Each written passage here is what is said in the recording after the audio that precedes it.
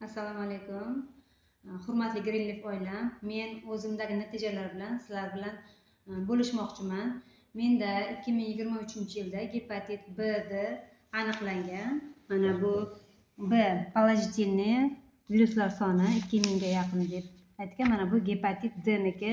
Men pozitivni mana familiyalarim bilan analiz javoblarim. Men har 3 oyda Toshkentga borib, virusologiyaga borib Toshkentda har 3 oy lecheniya olib qaytardim va oxirgi marta borganimda natijalarim borgan sari yomonlashib borardi va oxirgi marta borganimda vrachdan o'sha o'zimiz Greenleaf mahsulotlarini qo'shib iste'mol qilsam bo'ladimi deganda ular bo'ladi, faqat nimaga doriga allergiyang bo'lmasa iste'mol qilaver deyishgan va men ular bu dori bilan birga ko'proq o'zimiz mahsulotlarimizni ichdim va natijada 3 oydan keyin borganimda menda viruslar soni 2000 ta virus sonidan umuman bitta ham qolmabdi.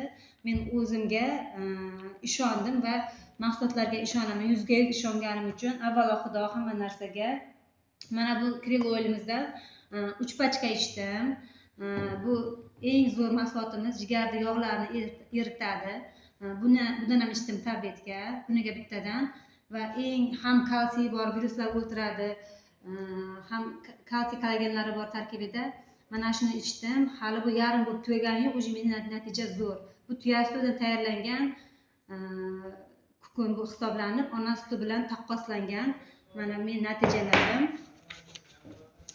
Umumiy ahvoli qoniqarli, kolleksiya manfiy degan mana imzolar bilan turibdi.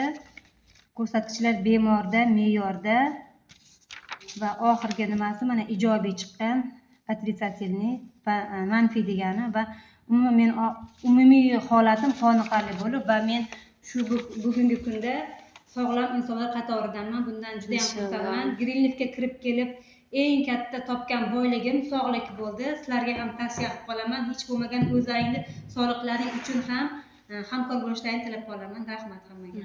Afarin. Omadingizni bersin. Hamisha sog'lom bo'ling.